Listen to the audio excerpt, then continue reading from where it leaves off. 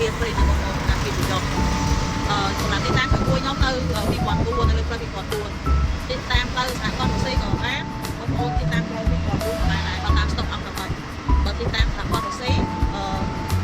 ឆ្លងស្ពានហើយបងប្អូនគួរតែឡានទេមានផ្លូវរបស់ស្តាពីដាក់ខាងទៅខាងម៉ាឡេឡានទៅផ្លូវគាត់ទួនេះ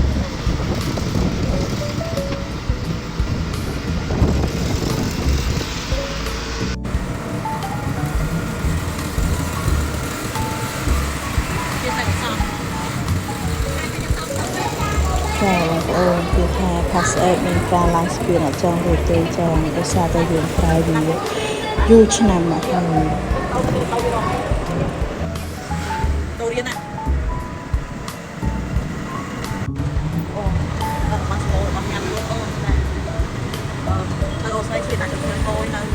បាក់ទូសិនបងទៅគឺអាចគាត់ជាប់នៅបណ្ណាល័យបាក់ទូគឺមិនគួរសមខាងដែរបើសិនជាបងប្អូននៅទៅខាងអូស្រីបាក់ទូអីគាត់បានទៅគួយហើយយើងគួរទៅដាក់ទៅគួយចាអត់មកពីមួយទៅគួយដែរគេកុំខ្សែទេអាចមកទៅទីឡៃស្រីបានគាត់ទៅគួយនៅជាប់បណ្ណាល័យគាត់ទៅជាប់បណ្ណាល័យបាក់ទូដែរឡៃគឺមានគេតែទៅដល់ไม่ได้អូនេះស្លាប់ស្លាប់តាមអូស្រីដល់ឡៃគឺអត់ព្រេងនេះសាលាបឋមសិក្សាបងប្អូនគាត់នៅជាប់កន្លែងលក់បាយស្រីគួចកន្លែងគាត់ជាប់កន្លែងលក់បាយបងប្អូនតាមប្រភេទអាចមកទិញនៅកន្លែងបងស្រីក៏បានដែរគឺតាមទៅបាក់ទូចាមើលការសាលាបឋមសិក្សាបាក់ទូបងប្អូនជាប់បណ្ណាល័យបាក់ទូ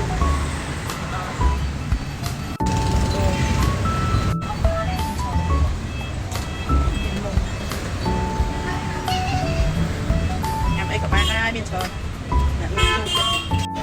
នេះបងប្អូនចង់បានភេសជ្ជៈឆ្ងាញ់អីនេះកុំភ្លេចទីតាំងបងស្រីនៅលើផ្លូវអីគេជាប់បណ្ណាគារបាក់ទុកផ្លូវ164បងប្អូនចាគឺយើងជាប់បណ្ណាគារបាក់ទុកនេះជាប់ហាងបាយស្រីគួយនេះសាលាបឋមស្រួលរយបងប្អូនញ៉ាំឆាគួយរាល់ថ្ងៃញ៉ាំតែញ៉ាំតែជួបម្ដង